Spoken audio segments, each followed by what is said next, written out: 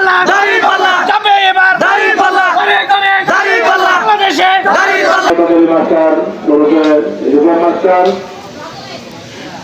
আজকের এই সমাবেশে উপস্থিত আছেন বাংলাদেশ জামাত ইসলামী ইসলামপুর উপজেলা শাখার আমির যারা মাসুদুজ্জামান সহ নেতৃবৃন্দ এবং প্রিয় চর্চাবাসী মহান আল্লাহ শুকরিয়া আছে আমরা দীর্ঘদিন পর বাংলাদেশের জমিনে উন্মুক্ত অবাধভাবে দিনের কথা আমাদের কথা বলতে পারছি কিন্তু 15 বছর আমরা পারি নাই 15 বছর গণতান্ত্রিক কোন পরিবেশ ছিল না স্বৈরাচারী কায়দায় একদলের শাসনকে করা হয়েছিল বিরোধী দলকে চরম নির্যাতন করা হয়েছে হামলা করে বাঙালি করা হয়েছে গায়েবী মামলা খুন এগুলো করে জনগণের মধ্যে ভিড়িয়ে সঞ্চার করা হয়েছে সবচেয়ে নিপীড়ন সেবা হয়েছিল আমাদের জামাত ইসলামী অসংখ্য মামলা দিয়ে আমাদের হারাহারি করা হয়েছে লক্ষ লক্ষ কর্মীকে জেলে পড়া হয়েছে আমাদের শীর্ষ নেতৃবৃন্দকে বিচারের নামে প্রয়োজন করে ফাঁসির মঞ্চে ঝুলিয়ে তাদেরকে হত্যা করা হয়েছে আল্লাহ মেহরবানি সব পর্যায়ে সাথে আদালতকে নিষিদ্ধ করেছিল কিন্তু আল্লাহ মেহরবানি যে তারা যারা এই অপকর্মগুলো করেছিল তাদেরকে দেশ থেকে বিদায় দিতে হয়েছে মন্ডলী আমরা এই নতুন যে জীবনকে সূচনা হয়েছে এই নতুন বাংলাদেশের সূচনা হয়েছে 5 আগস্টের বিপ্লবের পর এই পরিবর্তনের ফলে আমরা যে অবাধ উন্নত প্রয়াস পেয়েছি এই পরিবেশে বাংলাদেশ জামাত ইসলামের চেষ্টা হলো যে আমরা আমাদের প্রিয় মাতৃ বাংলাদেশ এই বাংলাদেশকে একটি উন্নত সমৃদ্ধ দেশে পরিণত করতে চাই এই দেশটিকে আমরা একটি দুর্নীতিমুক্ত অন্যায়মুক্ত জুলুমমুক্ত কারাগার মুক্ত বাংলাদেশে পরিণত করতে চাই আমরা সেই বাংলাদেশে পরিণত করতে চাই যেখানে মানুষ তার মৌলিক অধিকার ফিরে পাবে মানবের জায়গাটা কখনো লঙ্ঘিত হবে না ইনসান হবে ন্যায় বিচার হবে দুর্নীতি থাকবে না জুলুম থাকবে না এমন একটি বাংলাদেশ আমরা গ্রহণ করতে চাই আমরা এমন বাংলাদেশ গ্রহণ করতে চাই যেখানে গরিব দুঃখী সহ সকলেই তাদের ন্যায্য অধিকার ফিরে পাবে এমন একটি বাংলাদেশ আমরা গ্রহণ করতে চাই সমাজের প্রতিমন্ডলী আমাদের বাংলাদেশ অনেক সম্ভাবনা আছে এই সম্ভাবনার কাজে লাগিয়ে আমরা একটি উন্নত দেশে পরিণত করতে চাই আমি সব জায়গায় একটি কথা বলি যে বাংলাদেশ সম্পদের কোনো অভাব নেই প্রচুর সম্পদ আমাদের দেশে আছে কিন্তু শাসকদের লুটপাট দুর্নীতি এবং বিদেশে টাকা পাচার করার কারণে দেশটি গরিব অবস্থায় আছে আপনার শুনে আশ্চর্যজনিত হবেন যে বাংলাদেশ ব্যাংক কিছুদিন আগে একটি হিসাব দিয়েছে যে বিগত 15 বছরে শুধু বিদেশে পাচার হয়েছে 26 লক্ষ কোটি টাকা বিশাল রঙের টাকা বিদেশে পাচার করা হয়েছে লক্ষ লক্ষ কোটি টাকা লুটপাট করা হয়েছে ব্যাংকগুলো একেবারে খালি করে ফেলা হয়েছে এখন ব্যাংকগুলোর অবস্থা খুবই খারাপ এই যে আমাদের শোষণ বঞ্চনা দুর্নীতি কি কারণ হয়েছে আমাদের চেষ্টা হবে যে একটি মাত্র কারণ হয়েছে যে যাদেরকে আমরা শাসক বানিয়েছিলাম যারা শাসন করেছে সরকার পরিচালনা করেছে তারা সততার সাথে সরকার পরিচালনা করতে পারে নাই তারা ছিল অসৎ দুর্নীতিবাদ এই কারণে অবস্থা হয়েছে তাই বাংলাদেশ আমার মনে করে বাংলাদেশকে সমৃদ্ধ দেশে পরিণত করতে হলে জামাত স্লোগান দিয়েছে আমরা আল্লাহ আইন চাই সত্যকে এই দেশে আইন হবে আল্লাহ আইন দীর্ঘ আইন রচনা আল্লাহ দিতে পারে মানুষ যেহেতু ভোটার নয় এই করে তারা কোনো দীর্ঘ আইন রচনা করতে পারে না ফলে বাংলাদেশের সংবিধানেও 18 বার সংশোধিত হয়েছে আল্লাহ আইন আমরা চাই তিনি সকলের স্রষ্টা তিনি সকলের উন্নয়নকারী তিনি সকলের জীবন এবং মৃত্যুদানকারী যার কাছে কোন প্রকারের পক্ষপাতিত্ব নাই তিনি সকল সৃষ্টির প্রতি সব কিছু সরবরাহ করেন সে আল্লাহ আইন আমরা প্রতিষ্ঠা করতে চাই অনেকে মনে করেন যে বাংলাদেশ জামাত ইসলামী যদি ক্ষমতায় যায় ইসলাম কে হয় অমুসলিমদের কি হবে এই প্রশ্ন অনেকেই করেন তারা জানেন না যে ইসলাম অমুসলিমদের ন্যায্য অধিকার দিয়েছে ইসলাম যে অধিকার দিয়েছে এই অধিকার আর কেউ দিতে পারে না। আল্লাহ রাসূল মুহাম্মদ সাল্লাল্লাহু আলাইহি ওয়াসাল্লাম বলেছেন, ইসলামী রাষ্ট্রে যারা মুসলিম নাগরিক তারা হলো আমাদের আমানত। যদি কেউ তাদের প্রতি জুলুম করে, অন্যায় করে, অত্যাচার করে, আল্লাহ নবী বলেছেন যে আমি নিজে কাল কিয়ামতে আল্লাহর দরবারে বাদী হয়ে তার বিরুদ্ধে আমি মামলা আনবো আল্লাহর দরবারে। সুতরাং আমরা সংখ্যালঘু যারা অমুসলিম আছেন তাদের জন্য নিরাপত্তার গ্যারান্টি ইসলাম। ইসলামের আইন কায়েম হলে মুসলমানরা যেমন উপকৃত হবে, হিন্দু, বৌদ্ধ, খ্রিস্টান জাতি ধর্ম বর্ণ নির্বিশেষে সকলে উপকৃত হবে। আল্লাহ দেওয়া সূর্য, এই সূর্য জাতি ধর্ম বর্ণ নির্বিশেষে সকলকে আলো দেয়। আল্লাহ তৈরি বাতাস জাতি ধর্ম বর্ণ নির্বিশেষে সকলকেই উপকার করে। আল্লাহ তৈরি পানি জাতি ধর্ম বর্ণ নির্বিশেষে সকলকে উপকার করে। ঠিক তেমনি আল্লাহ রাব্বুল আলামিনের তৈরি আইন তিনি যেটা প্রবর্তন করেছেন মানুষের জন্য, এই আইন যদি কায়েম হয় তাহলে জাতি ধর্ম বর্ণ নির্বিশেষে সকলেই কল্যাণ হবে। আমরা জাতি ধর্ম নির্বিশেষে সকলের কাছে আহ্বান জানাতে চাই, মুসলিম অমুসলিম সকলের কাছে আহ্বান জানাতে চাই। আমাদের এই দেশ প্রিয় মাতৃ বাংলাদেশ, এই দেশের উন্নয়ন যারা করতে চায় সকলকে মিলে যদি ইসলাম কায়েম করতে হবে, ইসলামের কোনো বিকল্প নেই। সমাজের প্রতিমন্ডলী বাংলাদেশ জামাত ইসলামী 15 বছর ব্যাপী একটি বেশিবাদী সরকারের বিরুদ্ধে আন্দোলন করেছে এবং অনেক নির্যাতন সহ্য করেছে। আমি নিজের 3 মাস জেলে আমাকে যেতে হয়েছে।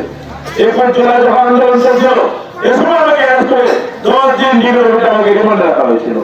আল্লাহ নির্মাণে 5 আগস্ট বিপ্লব হওয়ার পর 6 আগস্ট মুক্তি পেয়েছে। সমাজের প্রতিমন্ডলী জামাত ইসলামী রক্তচক্ষুকে ভয় করে নাই, জেল জনকে ভয় করে নাই, ফাঁসির মঞ্চে ভয় করে নাই, সব কিছু উপেক্ষা করে আল্লাহ দিন কায়েমের জন্য কাজ করে যাচ্ছে, জনগণের জন্য কাজ করে যাচ্ছে, দেশের জন্য কাজ করে যাচ্ছে। এই আমাদের আন্দোলনের ফলে, সকলের আন্দোলনের ফলে ছাত্র জনতা দল মত নির্বিশেষে এদেশের জনগণ একটি স্বৈরাচারের বিরুদ্ধে মাঠে ছিল বলে আমাদের আগস্ট বিপ্লব 5 আগস্টের বিপ্লব সংগঠিত হয়েছে।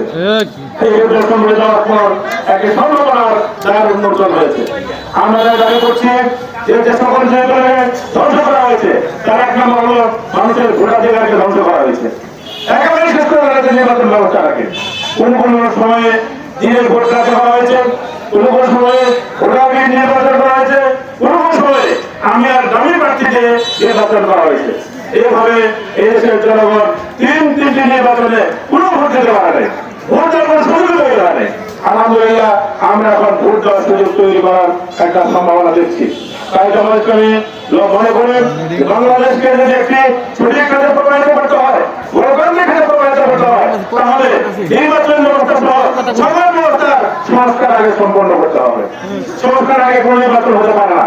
কারণ আমাদের ভোটার আছে নির্বাচন, আমাদের প্রার্থীর নির্বাচন, আমাদের দিনের ভোটার হবে নির্বাচন আর বাংলা জনগণ দেখতে চায় না।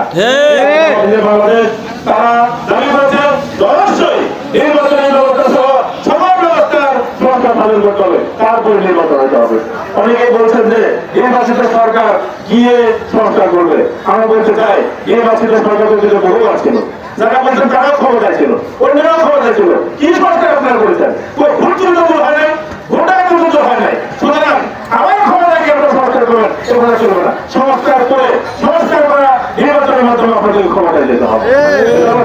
কথা 2 নম্বর, যারা গণহত্যা চালিয়েছে আমরা এই বিপ্লবের পর সকলকে সাধারণ ক্ষমা ঘোষণা করেছি। কারণ ইসলাম প্রতিশোধ নিতে পছন্দ করে না, এই কারণে আমরা প্রতিশোধ নিতে যাই নাই, সকলকে আমরা ক্ষমা করে দিয়েছি। কিন্তু যারা গণহত্যা চালিয়েছে, যাদের বিরুদ্ধে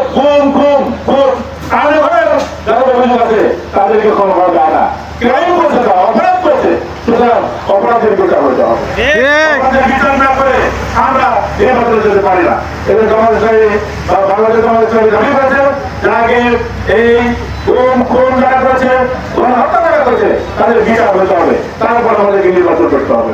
আমরা বিরুদ্ধে নির্বাচন চাই না, তার থেকে আমরা নির্বাচন চাই, কিন্তু নির্বাচনের আগে এই কাজগুলো আমাদের সম্পন্ন করতে হবে। এই কাজগুলো না করে আমরা নির্বাচন হতে দিতে পারি না। সমাজ ভাইরা, আমরা আশা করছি আগামী যে নির্বাচন হবে এই নির্বাচন একটা অবাধ সুস্থ নির্বাচন হবে ইনশাআল্লাহ। এখানে ভোট দেখাতে হবে না, যে ভোট দেখাতে হবে না সেই উত্তরে করার আমরা চেষ্টা করছি। এই নির্বাচন যদি অনুষ্ঠিত হয় তাহলে আমরা আশা করছি যে জনগণ তাদের ভোট প্রয়োগ করতে পারবে ইনশাআল্লাহ। আমার ভোট আমি দেবো, যাকে ভোট তাকে দেবো, এই অবস্থা তৈরি হতে পারে ইনশাআল্লাহ, হবে ইনশাআল্লাহ। সে বছর তৈরি করছি, এদের আপনাদের কাছে আমাদের উদাত্ত আহ্বান, আমরা তো সব কিছু দেখেছি, দেখেছি, এদের একটা শাসন করেছে, শাসন করে যে ঠিক কি করেছে আমরা সকলেই জানি। জামাত ইসলামী ক্ষমতায় যায় নাই। এজন্য আমরা আপনাদের কাছে আবেদন জানাবো, আগামী নির্বাচনে যদি আমরা ভোট দিতে পারি, ভোট দেওয়ার পরিবেশ তৈরি হবে ইনশাল্লাহ, তাহলে আমাদেরকে এই স্লোগান ধরতে হবে যে আমার ভোট আমি দেবো এবং সেই ভোট আমি ইসলামের পক্ষে দেবো। আহ্বান জানাই, ইসলামী দল, ব্যক্তিত্ব, প্রতিষ্ঠান সকলকে ঐক্যবদ্ধ হতে হবে। এক হয়ে আমরা বাংলাদেশ ফিরে মাধ্যমে যেখানকার 90 ভাগ মুসলমান, সে দেশে ইসলামের কোনো বিকল্প হতে পারে না। ইসলামে কায়েম করতে হবে এখানে। আগামী নির্বাচন, এই নির্বাচন হতে হবে ইসলামের পক্ষে, ইমানদারদেরকে ইসলামের পক্ষে ভোট দিতে হবে। আমি আপনাদেরকে সেই আহ্বান জানাই এবং জামাত ইসলামী কর্মীদেরকে আমি আহ্বান জানাতে চাই যে আমরা ক্ষমতা আর অহংকার করতে চাই না, ক্ষমতা দেখাতে চায় না, কার কথা অন্যায় জামাত ইসলামী নিতে না। জামাত ইসলামী নম্র ভদ্রভাবে ঘটনাটা চলতে চায়, জনগণের ক্ষমতা হলো আমাদের মূল লক্ষ্য। ফলে জামাত ইসলামী যেখানে দুর্যোগ ঘটে সেখানে এগিয়ে যায়, যেখানে মানুষের অভাব সেখানে এগিয়ে যায়, বন্যা বর্ষা শীতে দুর্ঘটনায় সবসময় জামাত ইসলামী মানুষের পাশে রয়েছে। আমরা জনগণের সেবা করতে চাই, আমরা শাসক হতে চাই না। আমাদেরকে যদি আপনারা ক্ষমতায় দেন, যদি শাসন করার সুযোগ দেন, তাহলে আমরা শাসক হবো না, আমরা হবো জনগণের সেবক। আমাদের আমি ডক্টর শফিকুর রহমান এবারে স্পষ্ট করে বলেছেন, যদি আমরা শাসন করার সুযোগ পাই তাহলে আমরা চৌকিদার। চৌকিদার যেমন মানুষের সেবকে পরিণত হয়, সেবা করে যার মনের পাহারা দেয়, আমরা তাই করবো ইনশাআল্লাহ, আমরা জনগণের সবাই করবো। সুতরাং আমি আমাদের আহ্বান জানাতে চাই, এই সমৃদ্ধ, উন্নত, দুর্নীতিমুক্ত, চাঁদাবাজ মুক্ত একটি সমাজ গ্রহণ করতে হলে, একটি রাষ্ট্র কায়েম করতে হলে, জনগণের মুখে রাষ্ট্র কায়েম করতে হলে ইসলামের কোনো বিকল্প নেই। আমি সব দেখেছি তারা এই দেশে শান্তি প্রতিষ্ঠা করতে পারে নাই, পারবো না। যতক্ষণ পর্যন্ত ইসলাম কায়েম না হবে ততক্ষণ পর্যন্ত পারবে না।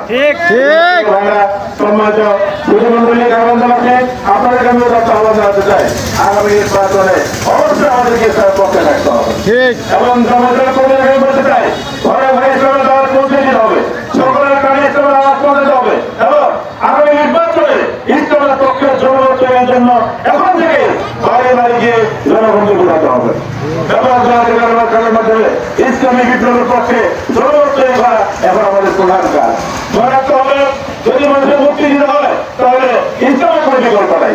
দুই নম্বরে হলো যে এই দুনিয়ার জীবনটাই শেষ নয়, এই দুনিয়ার জীবনের পরে আবার আমাকে মরতে হবে এবং আখেরাতে আবার আমাকে জীবিত হতে হবে।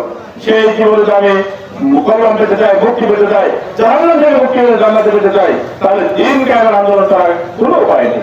এই জন্য রব্বুল আলামিন ঘোষণা করেছেন, ইয়া আইয়ুহাল্লাযীনা আমানু হাল আদুল্লুকুম আলা তিজারাতিন তুনজিকুম মিন আযাবিন আলীম তু'মিনুনা বিল্লাহি ওয়া রাসূলিহি ওয়া তুজাহিদুনা ফি সাবিলিল্লাহি বিআমওয়ালিকুম ওয়া আনফুসিকুম যালিকুম খায়রুল লাকুম ইন কুনতুম তা'লামুন। আল্লাহ বলেন, হে ইমানদারগণ, আমি কি তোমাদেরকে এমন একটি পথের কথা বলে দেবো না যে পথ অবলম্বন করলে তোমরা কাল কিয়ামতে কঠিন শাস্তি থেকে জাহান্নাম থেকে মুক্তি পাবে। সেটা হলো তু'মিনুনা বিল্লাহি ওয়া রাসূলিহি, তোমরা ঈমান আনবে আল্লাহর প্রতি এবং রাসূলের প্রতি, ওয়া তুজাহিদুনা ফি সাবিলিল্লাহি বিআমওয়ালিকুম ওয়া আনফুসিকুম। তার দ্বীন কায়েমের জন্য সম্পদ, মাল এবং জান দিয়ে আল্লাহর রাস্তায় জিহাদ করবে, লড়াই করবে। এটা হলো যালিকুম খায়রুল লাকুম ইন কুনতুম তা'লামুন। এটা তোমাদের জন্য কল্যাণকর যদি তোমরা বুঝতে পারো। ইয়াগফির লাকুম যুনুবাকুম, এই কাজ করলে তোমাদের গুনাহ সর্বদা মাফ করে দেওয়া হবে। ওয়া ইদখিলুকুম জান্নাতিন তাজরি মিন তাহতিহা আল-আনহার, এবং এমন জান্নাত তোমাদেরকে প্রদান করা হবে যে জান্নাতের নিচে ঝর্ণা সময় প্রবাহিত হয়েছে। তার সম্মানিত সুধীমণ্ডলী, দিন কায়েমের কাজটি এমন একটি কাজ যে কাজের মাধ্যমে দুনিয়ায় শান্তি আছে ও আখিরাতেও মুক্তি আছে। এই ছুটি জগতের শান্তি এবং মুক্তির জন্য আমাদেরকে ইসলামী আন্দোলনের পতাকা ঐক্যবদ্ধ হতে হবে, জনগণকে বাংলাদেশ জামাত ইসলামীর পতাকা ঐক্যবদ্ধ করতে হবে। সমাজের সুধীমণ্ডলী, আমি আপনাদেরকে শুভেচ্ছা জানাই, অনুরোধ করি আগামী দিনে বাংলাদেশ জামাত ইসলামী নিবন্ধন ফিরে আপনারা রেখেছেন এবং আমাদের প্রতীক জায়গাকে নিষিদ্ধ করা হয়েছিল, বাতিল করা হয়েছিল। দাঁড়িপাল্লার প্রতীক আমরা আবার আদালতের মাধ্যমে ফেরত পেয়েছি। আগামী দিনে আমরা জামাত ইসলামী পতাকা ঐক্যবদ্ধ হয়ে দাঁড়িপাল্লার প্রতীকে ভোট দিয়ে ইসলামের বিজয় ছিনিয়ে আনবো ইনশাআল্লাহ। আমাদের সকলকে তৌফিক দান করুন। আলহামদুলিল্লাহ রাব্বিল আলামিন। আসসালামু আলাইকুম ওয়া রাহমাতুল্লাহি ওয়া বারাকাতুহু। ধন্যবাদ। আমাদের নবীকে